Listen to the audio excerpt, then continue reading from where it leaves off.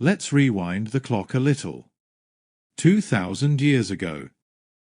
The Romans had built the most magnificent, the richest empire ever seen up until that time. However, they prepared their own end by making the exact same financial mistakes that we are making today. It was because they realized too late that money was never just money. Money was a weapon, a promise that had to be kept, and at the same time, a great lie. The Romans lived by rules not written in schoolbooks, but by life itself, those unwritten laws on how wealth, debt, and value actually work. They learned these lessons not in classrooms, but on battlefields, during crises, and in collapses. These were the lessons that built Rome, but also the mistakes that destroyed it. And do you know the terrifying part? All these rules are still valid today. Imagine the most brilliant times of Rome, the 2nd century AD. The empire stretches from the Atlantic to the Euphrates. They rule over a quarter of humanity. A vibrant economy filled with ships carrying grain from Egypt, glass from Syria, and silk from China. Citizens believe that the metal coins bearing the emperor's face in their pockets will remain valuable forever. The Roman denarius is as trustworthy as today's dollar. Until that trust runs out. In the beginning, everything was solid. The money was real silver, real gold. When you bought a loaf of bread, the metal in your hand had weight, a tangible value. Labor had been converted into money, the very blood of the empire had taken a concrete form. But as Rome grew, this money became both its greatest weapon and its curse. Wealth came not from production, but from conquest. New lands meant new slaves, new taxes. War paid for itself as long as it was won. But what if that expansion stopped? What if there were no new places left to conquer? The Romans learned the answer in a very painful way, with a financial illusion. To keep its promises, the state borrowed, raised taxes, and started to tamper with the money. While generals and emperors indulged in luxury, the ordinary public began to be crushed under debt and inflation. Does this story sound familiar to you from somewhere? Rome did not collapse overnight. It was the slow, insidious unraveling of financial trust. In fact, the brightest minds of the era, philosophers and writers, saw the danger.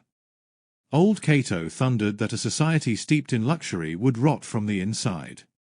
Cicero wrote that greed would destroy a nation faster than an enemy army.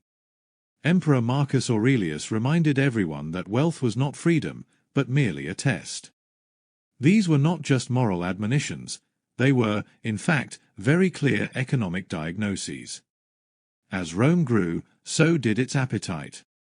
The state turned into an insatiable monster of consumption. And every coin minted to feed this monster carried a message stronger than any law. The Romans lived and died by the rules of money. The 5 rules that determined the fate of the empire, and which still echo in our ears today, were: Rule 1. Money is the ruler's compass. The Romans understood something the modern economists of today have forgotten: money is never neutral. It is not just a medium of exchange, it is a declaration of power.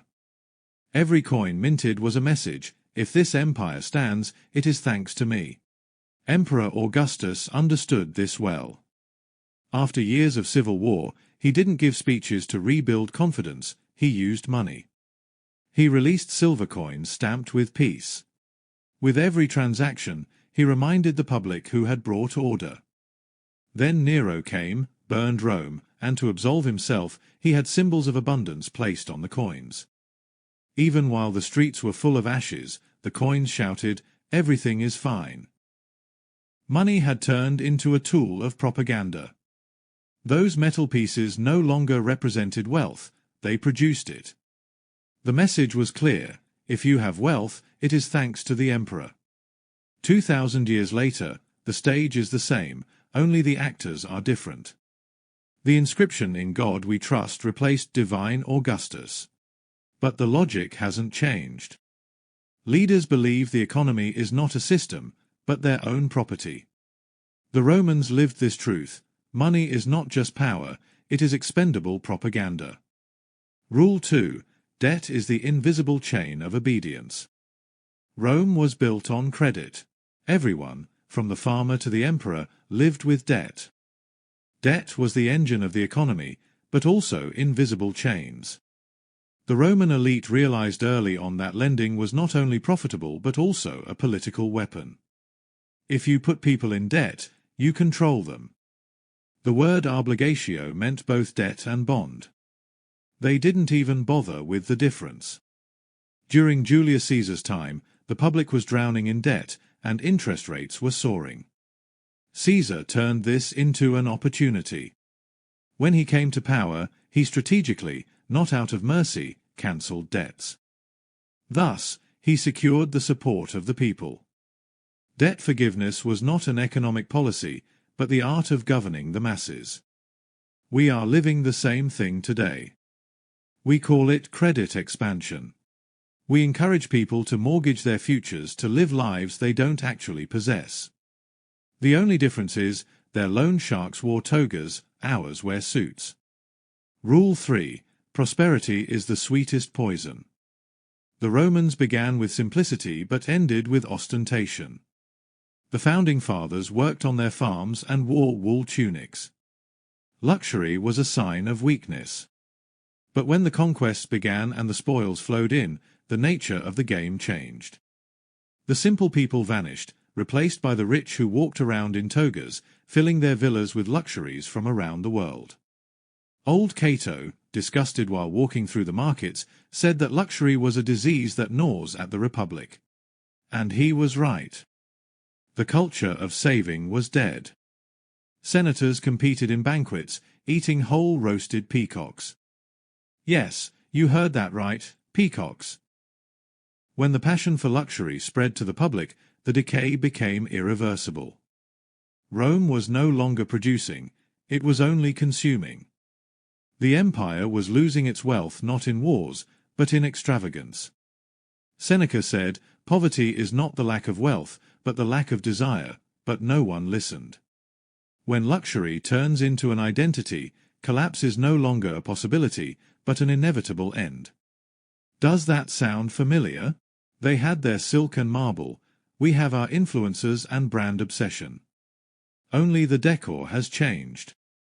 Rule 4. Inflation is the harbinger of ruin. If debt was Rome's addiction, inflation was the final blow. For centuries, that small silver denarius was the world's most trusted currency. But as expenditures grew and revenues failed to keep up, the emperors chose the easy way out. They started to steal from the money. Nero reduced the silver content in the coin. He thought no one would notice, but they did. Everyone who followed did the same. Eventually, the money turned into a worthless metal with no silver in it. A currency made of lies. Prices exploded, soldiers refused payment, savings evaporated. Inflation didn't just raise prices, it tore the social contract to shreds. The state tells you this money is valuable, but you see that it is not. The thing that is lost at that moment is not money, but trust. Emperor Diocletian desperately tried to fix prices, threatening death to those who did not comply. But no law can prevent panic. The black market grew, and the markets collapsed. The state attempted to replace trust with tyranny, and this was the beginning of the end. Today we consider ourselves more civilized, but instead of clipping silver, we print digital money. The method is different, the result is the same. We think we can multiply wealth by multiplying symbols. But it has never worked. Rule 5. When the wallet is empty, people recognize no rules. By the 4th century, Rome's monetary system was effectively dead. Taxes were collected in produce, and soldiers were paid with land. People fled the cities and returned to a barter economy. The empire had not run out of money, what had run out was belief. Because money is a story that people collectively believe in. A tale where we say, this paper, this metal means something. When this spell is broken, power collapses too. The Roman economy was not destroyed by an army, it evaporated. The barbarians did not take Rome by force, they walked in through the vacuum created by inflation. This is how civilizations collapse, not with a bang, but with a slow melt. The Romans were unaware, but they were living the same delusion we are. They thought trust could be printed, that prosperity could be bought with debt, and that infinite growth was possible. They replaced silver with copper, we replaced value with credit. Both empires learned the same lesson. When the money story loses its credibility, everything else breaks. Now, look around you. There is no longer a denarius, but a dollar. But the story is the same. We spend more than we produce, we print more than we earn. Our luxury determines our status, and our debt defines our lives.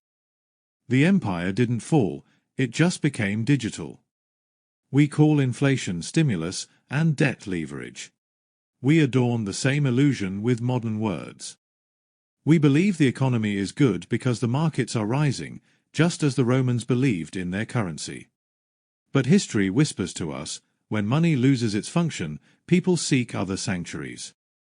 The Romans turned back to religion and land. Today, the modern world is built on the belief that numbers on screens are real wealth. But if that belief is shaken, no army or political system can hold it up. The Romans viewed money as a test of morality. They knew that when a society starts to worship money, it will eventually become its slave. We have forgotten this rule. We view billionaires and technocrats as saviors, when perhaps they are merely symptoms. When we call everything innovation, Rome smiles at us from its grave. Because they already ran this experiment and lost. History does not repeat itself, it just changes costumes. The Romans wore togas, we wear suits. The denarius became the dollar. But if we want to change the outcome, we need to remember the rules. Money is not just money. It is a matter of character. When a society forgets this, collapse is no longer a matter of if, but only when.